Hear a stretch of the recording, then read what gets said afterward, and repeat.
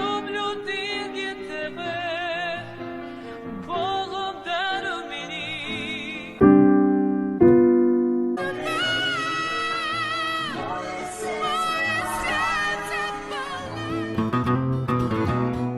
Yes, Sir Hairless here. Today we have an interesting one. It's a song by the Ukrainian singer Oleksandr Ponomaryov, nearly 20 years old, and it's called I Love Only You. Let's give it a go in Ukrainian. Я люблю тільки тебе. I tried. It's a nice song. I listened to Oleksandr singing it.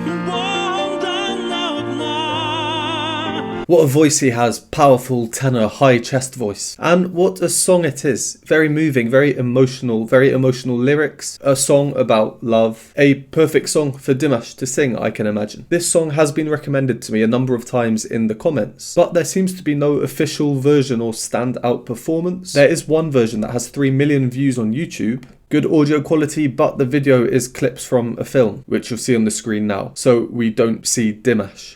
I tried looking around for other versions and I came across what we're going to be watching today. I won't talk about it in this introduction. I just checked out a tiny bit of it to make sure that the quality is acceptable, and it looks very interesting, and it has the lyrics in 6 languages. I can't really find any more context to this performance, so if anyone knows more, please do let me know in the comments. I decided to stop digging further in case I came across any spoilers, and from the brief section I did see, this looks very interesting, so I thought let's give it a go. As always, I can react to the other version with the film clips in the future at another time, and if they're different, maybe do a comparison as well.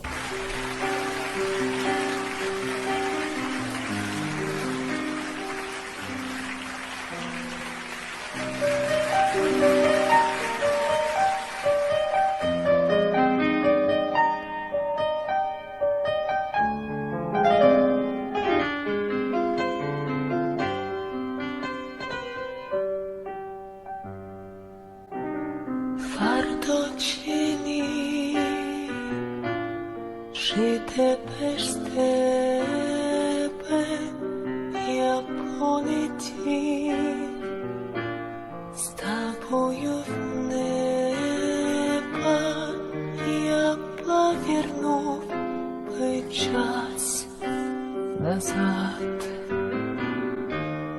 і повторив би так.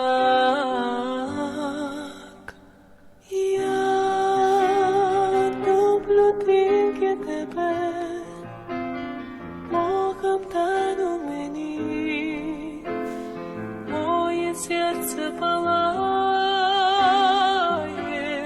у вогні, що ти дала мені, Богом дана одна, моя ліпітко кохана.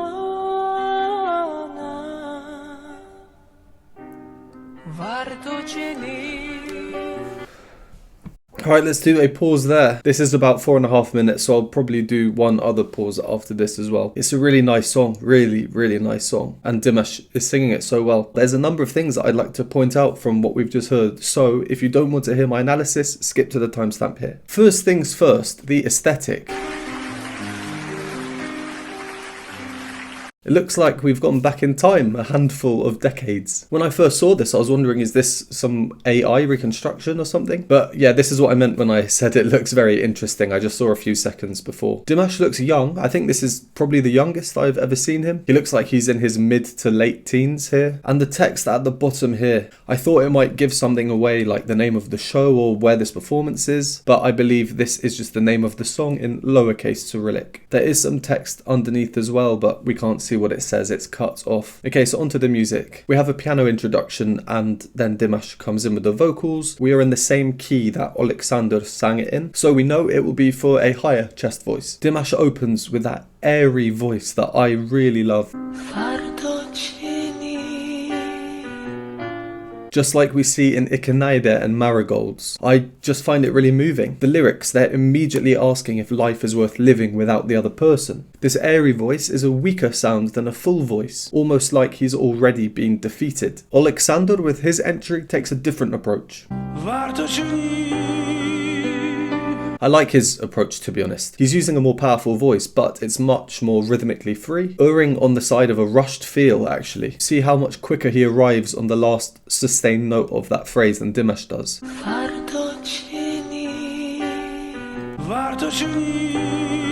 Kind of like boom, we're there instantly. And then at the end of the second line, Dimash opts for a simple melody, notes of equal rhythms, nothing fancy, stepwise motion.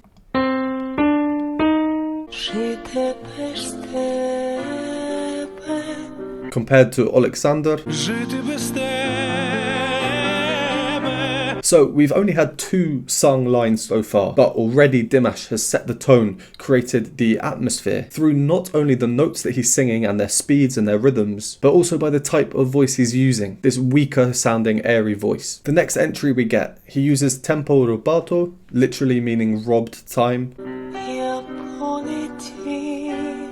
Alexander uses it too, this idea of rhythmic freedom. The notes that you sing are differently to how they'd be written in sheet music form. In sheet music, they'd likely just be written as standard rhythms. For example, instead of this,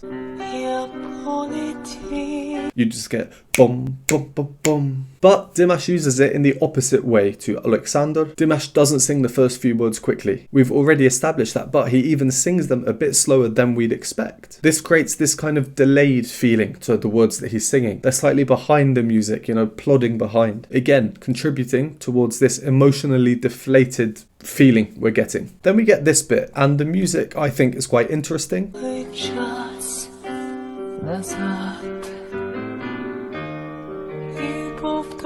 I find it to be engaging due to the harmonic unexpectedness, even though it sounds natural. In terms of chords, what we're hearing is Hairless from the future. The chord we hear is G, which is this. And the notes 1, 3, 5. We hear this, which is a 4-3 suspension, because note number 4, which does not quite belong and causes tension, then moves to note number 3, which does belong. As well as this, we also hear another note in the top, which moves with the 4 moving to 3. When combined, it sounds like this. So even though this bottom part has resolved, the top part is now sounding this. And when we have the other notes in there as well, this is called a dominant 7th, which means we expect it to move down 5 notes. And this is C minor. That's what we hear just as he starts singing. But we instead move to E flat major. So instead of C minor, we get E flat major. This is really strange because I spoke about this exact same thing, the exact same 2 chords in yesterday's voice play video. We don't talk about Bruno. If you haven't seen that, please do check it out. It was really, really fun. Card for that will be up here. So I'll include a clip of what I said there because there's no point in me repeating myself. This is our friend, the circle of fifths. Every major key on the outside has a relative minor on the inside, and it works both ways. We can see that C minor and E flat major, we've just moved from here to here, are relatives of each other. Do a triad of your minor chord, add in the 7th note, and then remove the bottom note. And now you have your relative major chord. As you can see, these 2 notes are shared in both of the chords. So that's why this sudden shift sounds quite natural. We then get this section to end the first verse and move into the chorus. The lyrics, they are the title of the song. In the original, this is what we hear, and the words are slightly different as well. Power, full voice, high chest voice. It's a powerful sound. Dimash opts for this.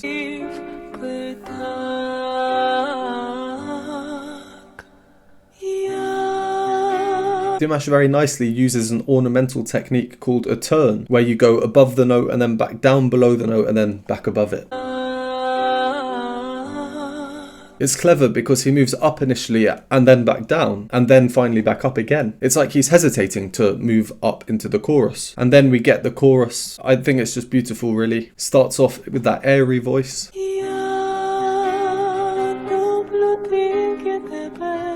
And then a bit further on, he progresses. We then get this rich vibrato, accompanied by a shift in his voice, away from the airy head voice to a fuller sound.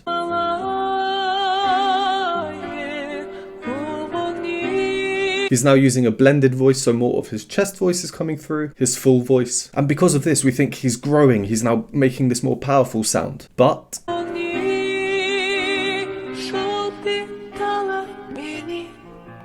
he's digressed back towards this more vulnerable sounding voice. The lyrics at this point are speaking about fire. It's not what we'd expect. It's a weaker sound than before. It's an airy voice, and the notes that he's singing can't even seem to sustain themselves. They're short, they're disjointed. Yeah, he does a lot of cool things here, so I think let's carry on.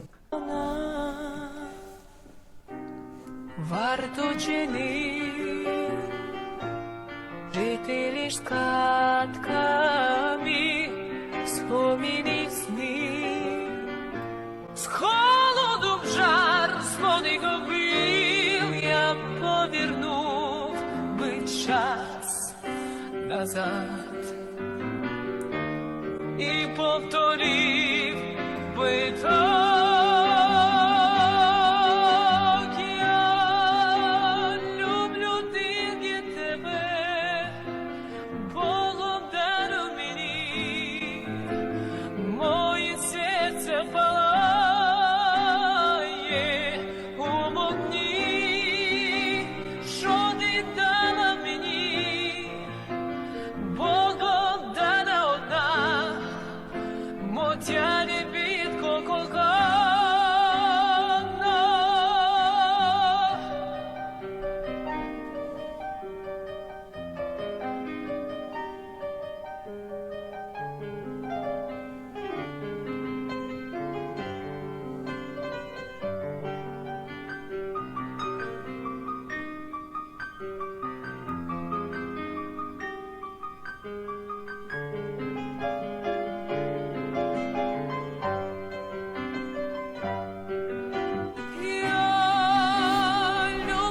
Sorry to pause there, I wasn't sure when he was going to start singing again. We had a little piano interlude there. Just a few things to say on what we've heard since the previous pause, because now he's moved up, he's done some other things. The first thing I noticed, and it seems more so with this verse now than before, is how young his voice sounds. It sounds mature, as in experienced, it's amazing, but at the same time it sounds young. It's fascinating.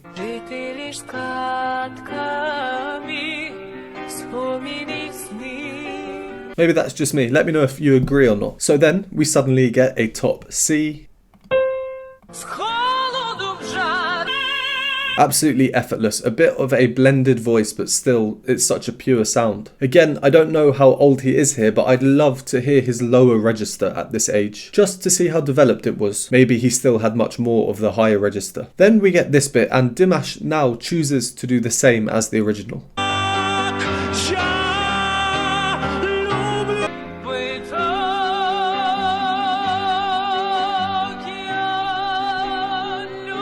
Even though it's the same, it's still different from what he himself did before. So he's ensuring variety in his performance, whether it's a whole section sung using different notes, or little ornaments like we heard before with that turn. And Dimash's voice at this point especially, to me it sounds young. You can tell he's a younger person.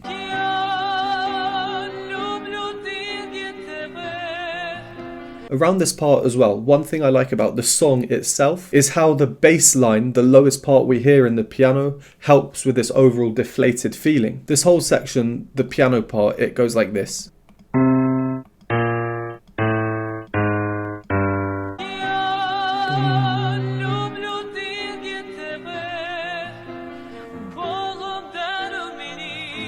And now it starts moving down. The first couple of notes though, especially the first one, they are repeated even when the chords around them are changing. Usually we might expect the bass line, the lowest note, to move with the chords, to fit in properly with them. So by repeating these notes in the lowest part we're hearing, it allows for then a falling motion. As we know, descending is often associated with sadness, this idea of sinking, the fact that it's a chromatic descent too, that we move in the smallest intervals we can downwards, really enhances this idea. You'll notice me say in my other videos, I think chromaticism is powerful when used correctly. And then just a couple more ways Dimash is making sure to change up the phrases that he sings. For variety, we get rhythms, for example, in this phrase. quite irregular compared to before. And then on the next phrase, again, we have a little ornament. Some extra notes added in there. And then we got that piano interlude before Dimash started singing again, where we paused. One thing that stood out to me in the piano part was this idea of falling, but portrayed slightly differently now. And also the many repeated notes and motifs that we hear. Alright, let's carry on until the end.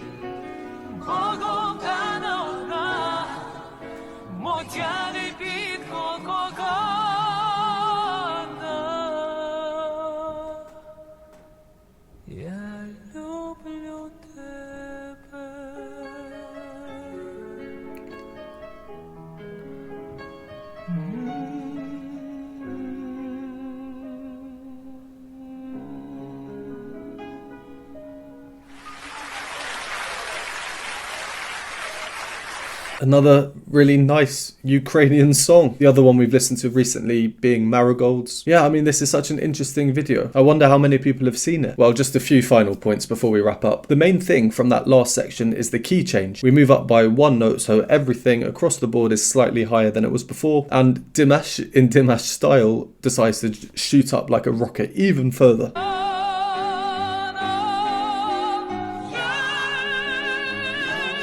He goes straight to the C sharp, which previously was top C, so now that's one note above what I call the wow tenor note. But he does not stop, he goes up again. Is he done? No, he goes up again.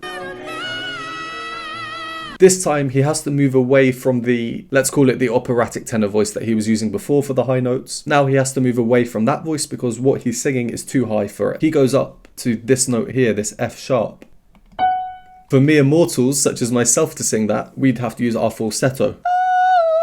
Dimash is still using a blended voice like the previous voice he was using, so there is some chest voice in there, but it's a distinctly different sound, much more head voice dominated now. I always say in my other Dimash videos that this is the voice he often uses for more pained moments of singing, when he's expressing grief or something like that, typically coming towards the end of these songs. And finally, the last phrase, a complete contrast to what we've just heard. I think this is the lowest note he's sung in the whole song actually. Yeah. And the very final phrase, humming. What a lovely way to end.